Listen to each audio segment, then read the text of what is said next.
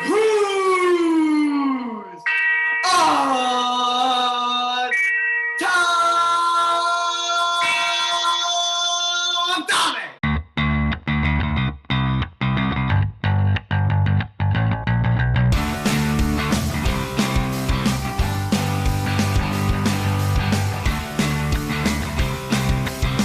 And welcome back to episode 48 of Who's on Top. I'm your host, Ori. It is February 2nd, 2021, and it's episode 48, and we're so excited. We have a great Super Bowl episode planned for you this week. And hey, speaking of the Super Bowl, there's the Madden god, Jacob Caston.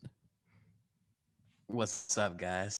He's muted, but he's still good at Madden. And next, we have the roommate of the best Madden player I know, Daniel Fox. Wait, what? What's up, guys? Let's talk some hold up. sports. Hold up. Jesse's not better than me. I knew that would cause some controversy. Jacob is definitely better than Jesse. I beat him twice already. Shout out to all the Ithaca boys that listen to our podcast. That's pretty cool. Credit to Jesse. He's a good Madden player. Finally, in Baltimore, we have our beautiful analyst, Jeremy Giles. Oh, Wait, and hello, he's muted. Hello, yes, at your service. There we go. And a victim of the coronavirus, we have our own very own sickly boy, Ellis Gordon. I've been struck down, but like a phoenix, I rise from the ashes. What's up? Oh, I like that quote. Oh well, it's a great. Can I just point out when a phoenix rises from the ashes, it's because the phoenix died and is reborn. Did you die? No, chill. I didn't die.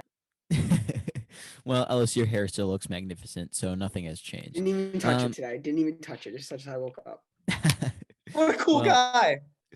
Well, we woke up with that Lego pack.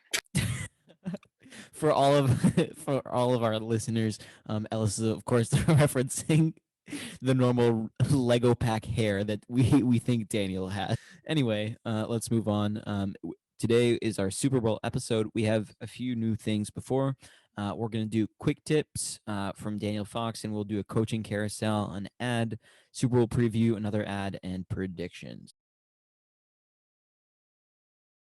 The meat of the podcast, the Super Bowl preview. Fire the cannons. Boom, boom, boom, boom, boom. Just a note.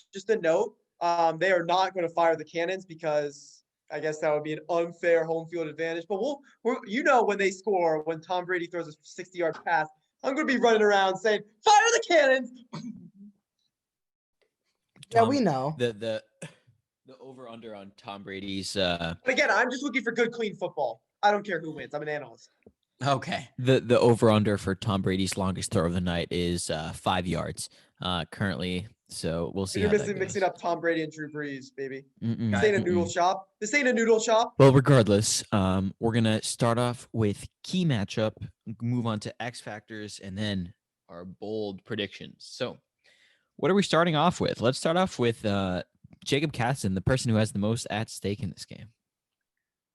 Yeah, I've got a lot at stake in this game. You know, Daniel Fox's mind. Jacob, just give us key matchups. We'll go key matchups all around. All right, yeah. So first key matchup I've got for this game. Obviously, we know the first time these two teams played in Week 12, Tyreek Hill absolutely torched this Tampa Bay defense. Over 200 yards, 2 touchdowns. He had something like 150 yards in the first quarter, right? Something like that, Dan? Yeah. And yeah, absolutely insane.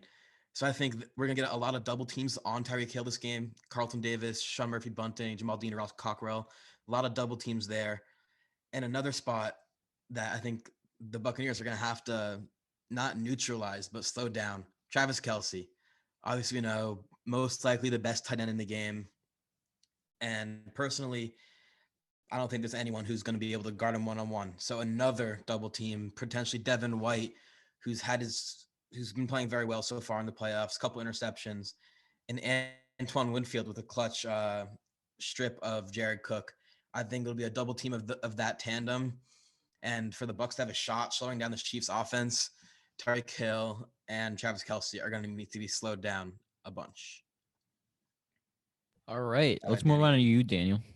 Yeah, so I was actually going to talk about Carlton Davis and Tyreek Hill, but since Jacob so eloquently put it, I will go with my other matchup, and I'm going to go the Bucks offensive line versus the Chiefs pass rush led by Chris Jones and Frank Clark.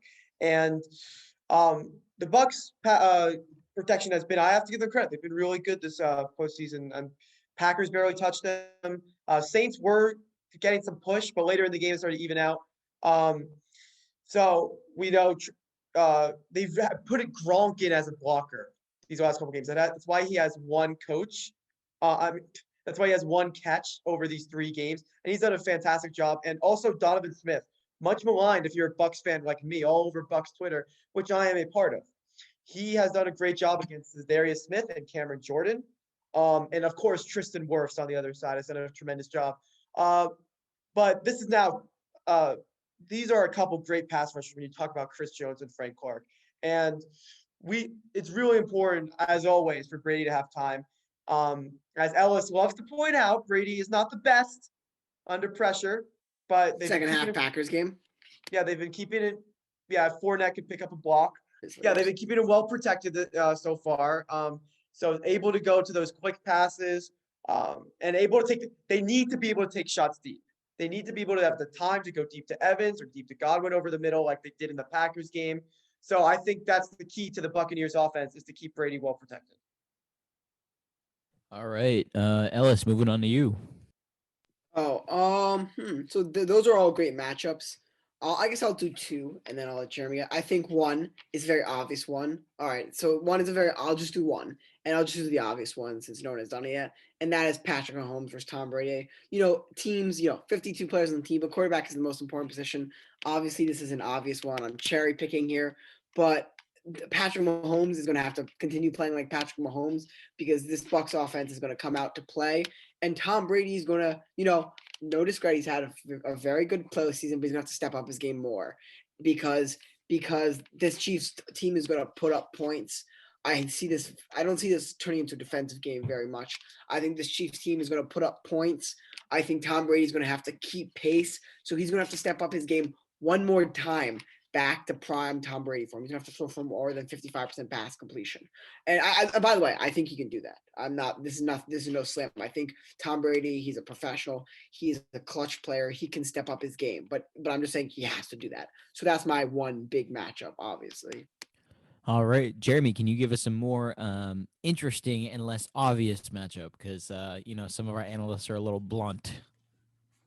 Well, I guess for me, I'll start with the obvious one that has not been mentioned yet, but really has to be said, is Mike Evans, Chris Godwin, Antonio Brown, the Bucs receivers, simply because of how powerful they are and how I know we heard from the beginning of the year they're a star talent, and recently they've been playing very well, but I know they struggled with drops for times. I believe in one of the playoffs games they had 5 drops. So kind of just about how kind of consistent they can be, especially Chris Godwin, who struggled a little bit in the playoffs. Can he kind of get it going? Can Antonio Brown kind of go back to his old form to an extent? Even I'd go down to like Gronk and Cameron Brate, who both have been playing pretty well. And so I think them versus obviously the Honey Badger, who's a very great instinctual player who has helped this Chiefs defense. In addition to that, can Rashawn Fenton, Daniel Sorensen, I think all their cornerbacks have to step up to an extent. The next matchup I'd kind of like to say is that the Chiefs O-line kind of versus the Bucs edge. And more even than the Chiefs O-line to me is Clyde Edwards-Helaire, right? Because if we saw what happened last time the Bucs and Chiefs played was that the Chiefs had a huge lead, then they kind of took their foot off the pedal a little bit and they let the Bucs come back.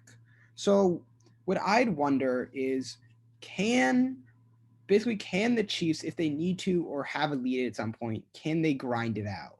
Can they kind of keep it consistent, which can be very hard against Ndamukong Suh? To conclude what Jeremy just said, I'm going to just wrap up quickly on the Chiefs offensive line. Obviously, as we know, against the Packers, the Bucs, Shaq Barrett and JPP, former Giant, they had 5 sacks combined against Rodgers. And the Chiefs are without both their starting offensive tackles, both left and right, due to injury, and one to injury, one to COVID. Fox, what? I was going to say that. That was my X factor. Too bad. Well, I think, as Fox said, X factor, Shaq Barrett and JPP, if they can get pressure on Mahomes, make it a lot harder for Mahomes, and the Chiefs O-line is already banged up. So they're going to need to protect Mahomes so Hill and Kelsey can get the ball. X factor, keyword, time. First, start with the Bucks. They run a vertical offense. We know Dan hates it, but they do run a vertical offense. I hate And the man behind it. I hate the okay, man well, behind it. as Dan said, he needs the deep ball. There needs to be a deep ball.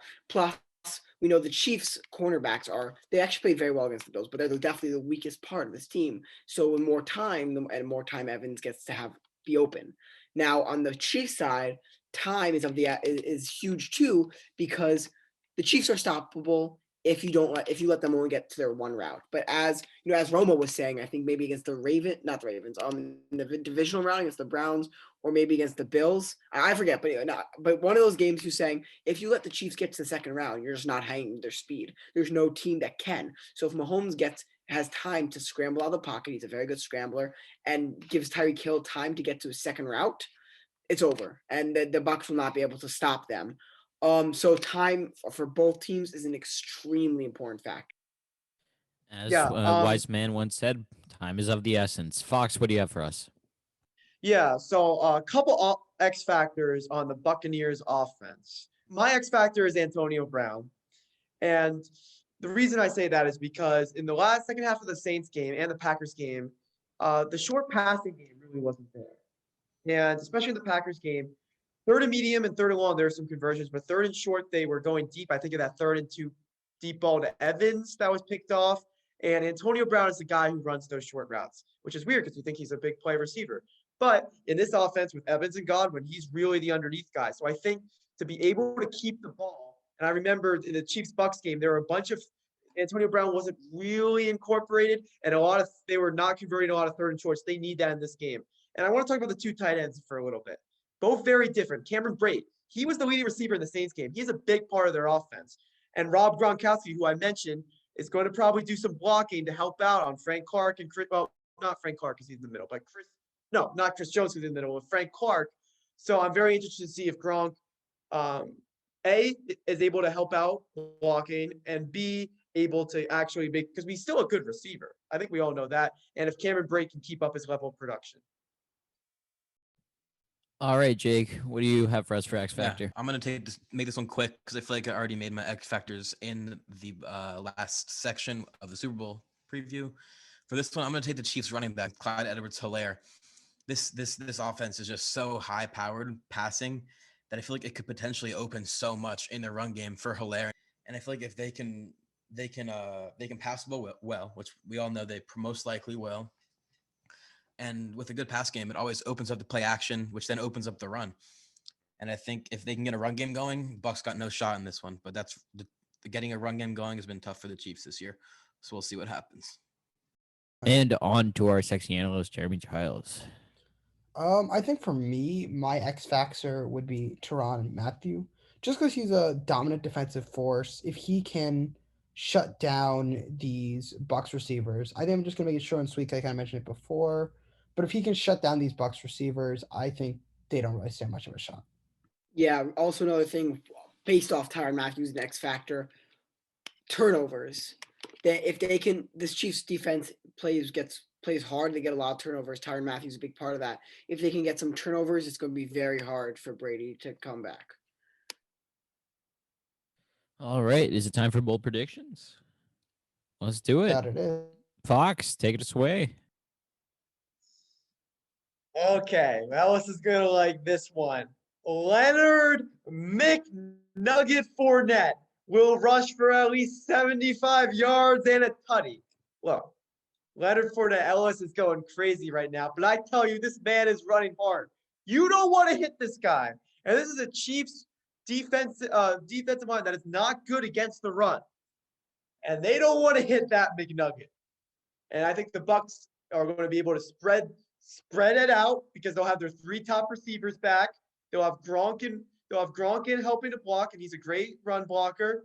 And they're going to get their offensive line a little healthier. And McNugget is going to run hard. He's now the primary back. He got 17 carries, I believe, in the Washington game, 19 in the Saints game. He wants that. You know what, Ellis, unmute.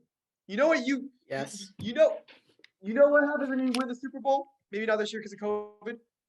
you go to Disney World. And you know what that Disney World? Some nuggets. He's going to go. He wants to eat. He's going to eat all game long. Then he's going to go to Disney World and he's going to eat some more. That's it. All right. I'm not gonna even dignify that with a response. Who's bold prediction, right? I have one. if I'll you go, guys- Jacob. I have fun. Let's move on to Jacob's bold prediction. Yeah, so I'm gonna hit you guys with two real quick. First one, over 80 points or over 70 points scored in this game. I think it's gonna be a really high scoring game. It's gonna be the third, in my opinion, the third game with over 70 points scored in the Super Bowl. Another one. I'm not gonna love this one, but I'm gonna say because I think it's totally possible. Tom Brady over 400 pass yards. Look at Daniel's face on this. All right, let's move on. Who hasn't? Jeremy? Jeremy, give us your bold prediction. This is a bold prediction. I don't know if it's gonna happen. I think it's worth saying. Tyreek Hill again, over 200 yards, MVP of the game. That's all I'm saying. Do you That's guys it. think someone other than like Mahomes or Brady wins it?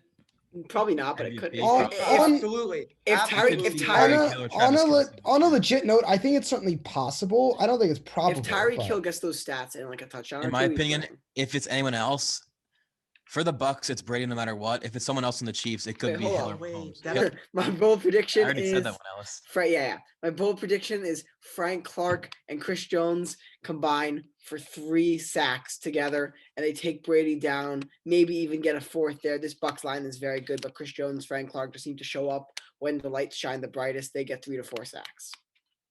It's a lot of sacks. All right.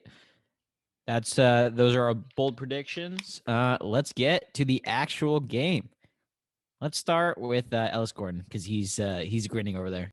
So I have the Chiefs, and I want to credit the Bucks. This is my apology to the Bucks. They could not get it Oh. together. Their team was shit beginning of the year. There was always potential there, but they did not play well first 12 games, and even the 14th game halfway through. But after they clicked it on to Atlanta, after halfway through Atlanta, and I thought maybe it was bad competition because they're clicking on because they did play bad competition. Wait. Was it? Was it bad competition? Oh no! Oh, sorry, I got confused. No, it was not bad Oh, okay. competition. And this team in general has really come together to carry Brady to a title with 3 picks in the AFC. No, I'm trolling.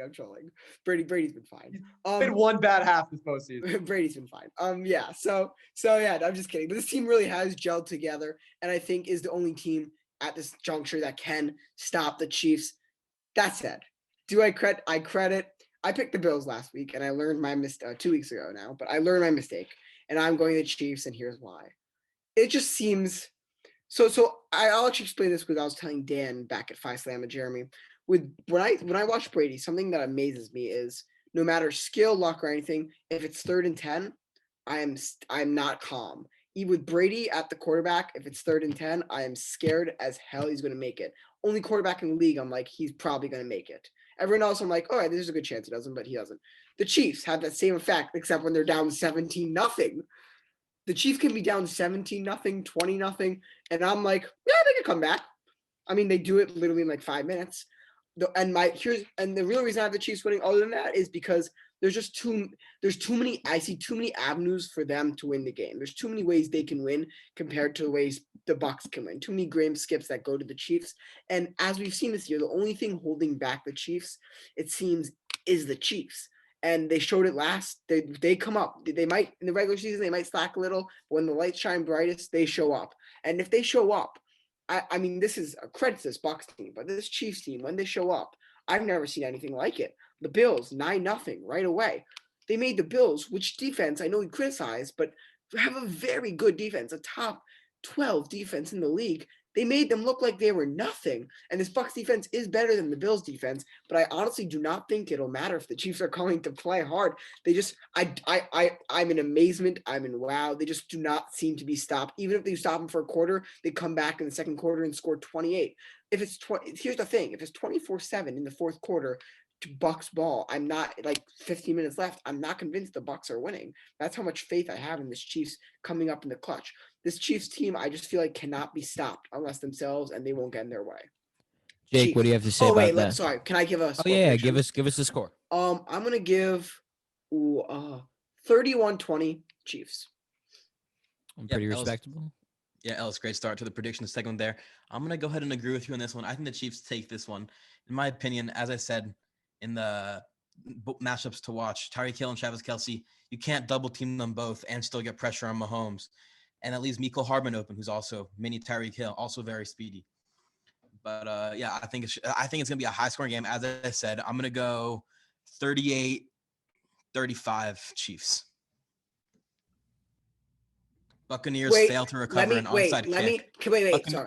Buccaneers fail to recover an onside kick with 1 minute and 20 seconds left and lose the game. Let me Wait. No, I need to revise Do you my think statement. Bruce Arians knows what an onside kick is? Shut up. He knows it. Shut Let up, me- Dan. Let me revise my statement actually, because Brady doesn't really play whether winning or losing in one score games. He likes to play it close. He likes to play it exactly the same as his other QB. So I revising my opinion not to 31-20 but to 31-27 Chiefs. And another thing I have to say real quick that I forgot to say is before Dan, if the Bucks win next week, say, "Oh, you guys doubted the Bucks. I'm always right. You're always wrong." We're not doubting the Bucks. I can see the Bucks winning this game. I'm going to make it clear right here, right now. The Bucks have avenues to win this game. They can do it. It's Brady. But I just see too many avenues for the Chiefs to win this game, and I'm predicting the Chiefs. That doesn't mean I discount the Bucks. Yeah, also, I could totally see the Bucks win this game, but I'm taking the Chiefs 38-35.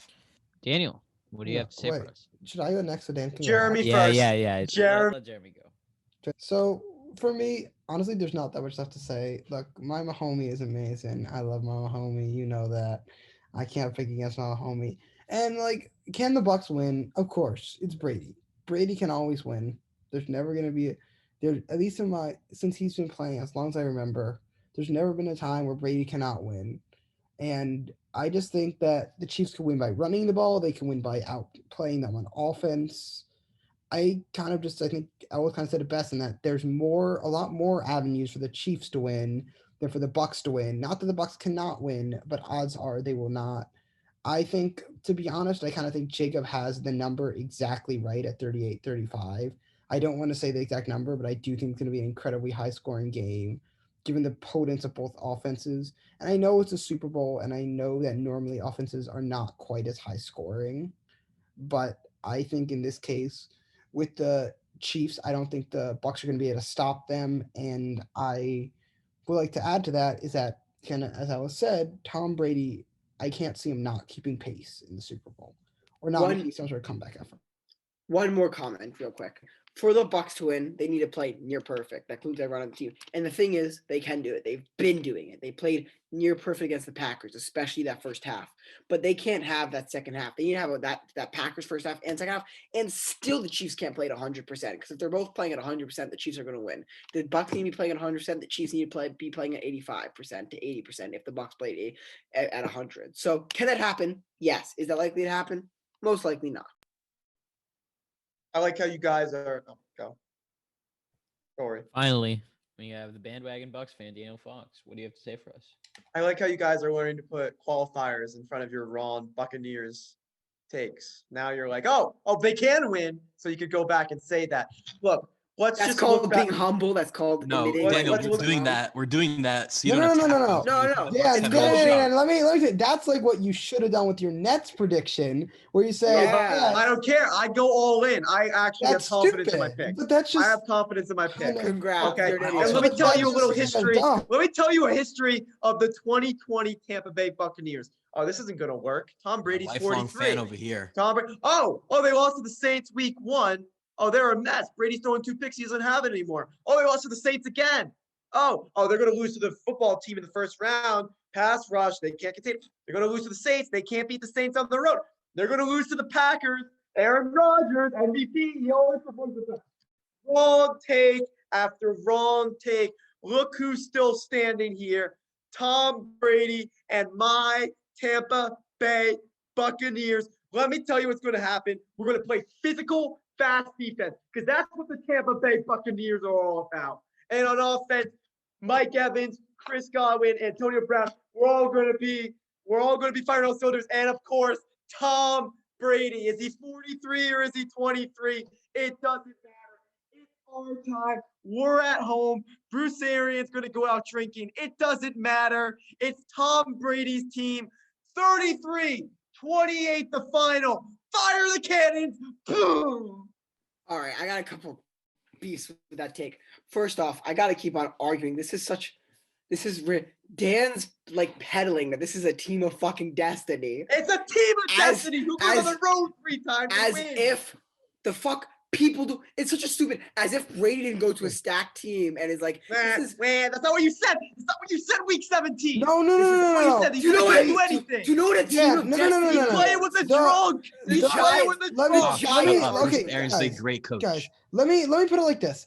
The argument that because people were wrong on predicting them wrong, losing before is not a reason to predict them to win now because people have been wrong in the past. They'd be wrong again. No. That's That is called gambler's fallacy. You're attributing the past to the present, and I can tell you that that's a logical fallacy. Thank you. I got you, Jared. Dan does love his logical fallacies when he argues, doesn't he? This isn't gambling. This is prediction. Anyway, but okay? yeah, I mean, you have to learn for the past, but you guys foolishly. It's Tom Brady. It's the Super Bowl. It's at home. Hey, Danny. Let's go to work. Hold on. Ellis, Ellis. Daniel, you confident in your pick? Am I confident in my pick? Yes. Yeah. $5 on it right now with me. Hell yeah. Okay. I want your Deal? money.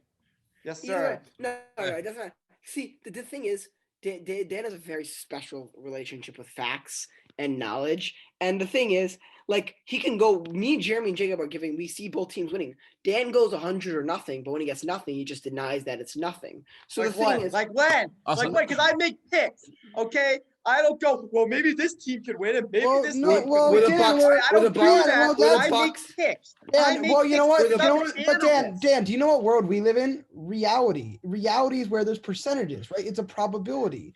Like If you make picks, you lay it all on the line. Okay, no, you don't. All three of That's us what's clearly called said we bad have the Chiefs analysis. winning, but it could go either way.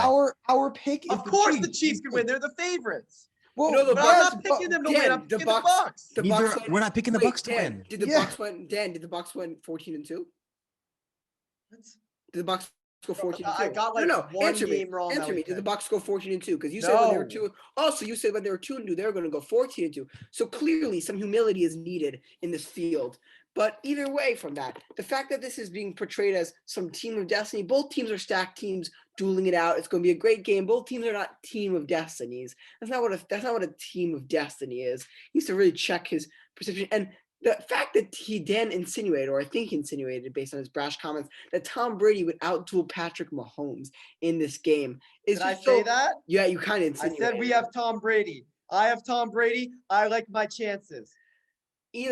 So either way, I mean, the thing is, I got an ace. You could also have an ace, but I got my ace on. I know you don't know a lot about poker, the thing okay? is, But when I have an ace, that's a good card. I know, and I've made more money off you than that. So what are you talking about? Anyway, the thing is, Tom Brady can't have another 3 interception performance like that. He just can't. Patrick Mahomes. Mike Evans should catch the ball, man. Oh, are you one of those people? You think Mike Evans Well, has a just- catchable ball so- like Mike so- Evans? We're gonna really debate that was not Tom Brady's fault. We're really going to debate that was a good throw by So Brady. Jeremy said, like, you know, why go back to the past to project for the future? Why are we going back to the past? Tom Brady doesn't throw pretty picks. No. That's not what I said. That's not at all what I said. Let me say what I said. What I said is the fact that predictions were wrong in the past before isn't a reason for them to be wrong in the present. That's not saying not to look at. Jeremy, that is exactly right. That is It's not gambler's saying fallacy. not to look at evidence from the past. Like, for example, you can say that, oh, Tom Brady's played well in previous Super Bowls. That is evidence from the past that you can use for the future. The fact that a prediction was wrong is not evidence. Here. This I'm fully aware, like, since I have some humility and humbleness, something that our co-host needs to learn when he's wrong, which is about the same time we all are wrong because we're all smart people here and it's pretty much the same experience for right and wrong. Anyway, I picked the same for the Buccaneers. You know what I was wrong? I was wrong. I thought Drew Brees could keep up with Tom Brady that game. I was wrong, but I was wrong. And guess what though? They almost won without that. They were up 30-23 before that strip sack. They might have That's won. not true. if That's they just not true. Not They're 30-23. up Sorry, 2013, my bad. Before that strip sack, that fumble by Antoine. Not a strip sack. I it was a said fumble. I corrected myself, Dan. Okay. And we gotta watch the games, Ellis. We gotta know the stats. Before that fumble, and they've showed the Buccaneers have showed weaknesses in all their games. The Chiefs, and that doesn't mean they've been a great team. They haven't been great, but they've showed weaknesses. Have the Chiefs really showed weaknesses? Yeah, hell yeah, they've shown weaknesses. Like what? They did not. They haven't. They what? Can you let me talk? No, I was just trying to do. See, I'm actually trying to get the facts right. One thing I can Unlike say, you. the Chiefs, they've started a lot of games really slow. Before this Bills game, which they also started down 9-0, they have not beat a team by more than a touchdown since I believe week 6. Okay. But So let's talk about. Do you know what it is? That's not showing In the weakness. playoffs. Is that Do you know not what it showing is? mediocrity?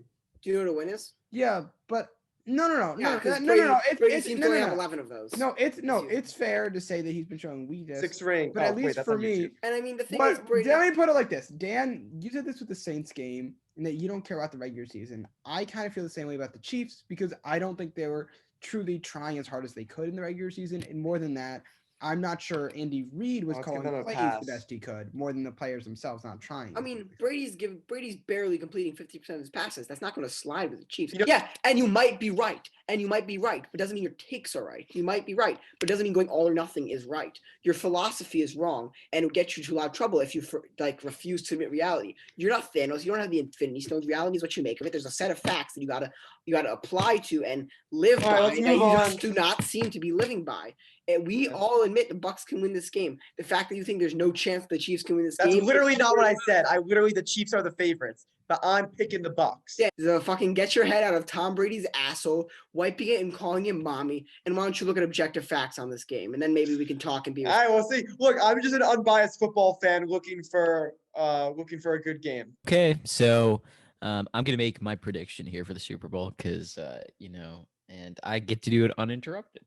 So as Tom Brady is a Michigan product, I will be going with Tampa Bay Buccaneers because they're he hails from the best college of all time. So I assume the GOAT will continue to make his case. Regardless, let's move on to some fun prop bets to diffuse the sexual tension between Daniel and his hairline. Will the Weeknd mention Donald Trump? Yes or no? No. Yes. Oh. Is this an actual prop bet? You're looking at Yeah. Wait, is something? that actually a Yeah. thing? I have no idea. We're just, How many times will No. Shakira run onto the field? I Hopefully wish a you were lot. 18, but it's going to be 0. I think Go she has with better another. things to do than watch. What is going to Bucks be roll the over the Chiefs. color of what is going to be the first liquid poured on the winning coach? the color of the Gatorade, blue Red. It's going to be. red. or What's yellow. the color? What's the like a nice I think brownish orange. I think color? orange. It's Because we gotta be know orange. Bruce Arians loves his alcohol. Yeah, I was gonna say whatever colors in Bruce Arians' flask. How many Okay. flasks did Bruce Arians bring to the game? 0. 0. That's a great question. And One I for think after. there's a lot of different answers. I mean, I respect all opinions on this, but I'm just going to say I think he probably 3 before the game, 2 in the locker room, and of course his lucky 1 on the field. Oh my god. For someone of his size, so that shouldn't really do anything to him. How many Yeah, times? he just wants to get a little tipsy so he learns, so he's able to remember football plays. How many times does Daniel smash the TV remote during the Super Bowl? A lot. I mean, I don't think he has enough. I say 0 because I'm not going to be in possession of the remote. How Yeah. many potential shotties will Daniel lose when the Bucks lose? I already lost them in the Packers all of game. them. Lost They're all already the gone. They gone. They gone. Let's see. Will any scoring drive take less time than it takes Jasmine Sullivan and Eric Church to sing the national anthem to score? Yes. Yes. Yeah. Yes. Which Yes. one? Chiefs. Chiefs. EDR touchdown, Scotty Miller, fastest man in football. He's not the fastest man in football, Fox. Come Will on. Tyreek Hill and Scotty Miller actually race at halftime? No. That'd They be really do, that'd Tyreek be Hill really will funny. destroy That'd him. be I think that would be very funny. That would be hilarious. He'll Wait, also school him. Wait, does Scotty Miller actually say he's the fastest man in football? Yeah. What a loser. How many times will Jacob pull off his shirt during the game? As I hope. Question. Zero. Are we Good saying what I question. hope or what I think is going to happen? I don't know who Jacob's watching the game with. Is it going to be some shotties? Nah, probably not. All right, and finally, we have our last prediction. How many times will Ellis stutter during the ending? This should always be exciting because it always is. So, Ellis Gordon, stutter for us, please. All right, thank you. Thank you for watching or listening. Episode 48 of the Who's on Top podcast, our second Super Bowl special. Our first one was our second most viewed episode, so this better beat that. Our second most Super Bowl. That's one. Our second most listened to episode. This will beat that. This will be our number one most listened to episode. So thank you for tuning in to our Super Bowl special. We hope you have a great Super Bowl weekend, watching Super Bowl with some people fun and safe, like always. And you know what? I want to just take this time to thank you, all our listeners, for the appreciation. We've semi-blown up recently, and I thank you for the support, listening. We hope you enjoyed as much as we enjoy talking to you guys. Also, don't forget, if you want to start a podcast yourself, use our link in the description on Spotify or Apple, wherever you listen to podcasts, to start a podcast on Buzzsprout. If you choose, it can be free, or you can choose the paid plan, and you get a $25 Amazon gift card. So do that. Thank you for Buzzsprout for being an affiliate partner of us. Also, don't forget to like and subscribe and turn on notifications for our podcast. You can listen to our podcast anywhere. Link in our Instagram bio or Spotify, Apple Podcasts, Google Podcasts, Deezer, Buzzsprout, anywhere we get your podcast, except for Amazon. We're working on Amazon soon. That's the only platform you can't get it, so no excuse. Also, YouTube, subscribe, like, comment, turn on notifications bell, all that good YouTube stuff. We post highlights there. Maybe you're watching on YouTube now. Hi there.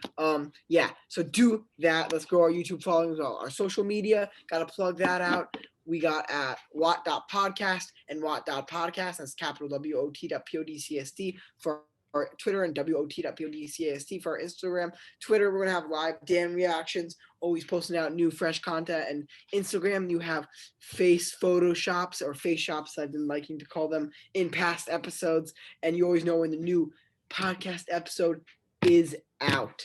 And we thank you again for doing all of that stuff. And next week, tune in, because we got a special guest coming on. More of that next week, so better tune in. As always, thank you for listening to the podcast. Have a great week. Stay safe, stay healthy, and Goodbye. Goodbye. Goodbye.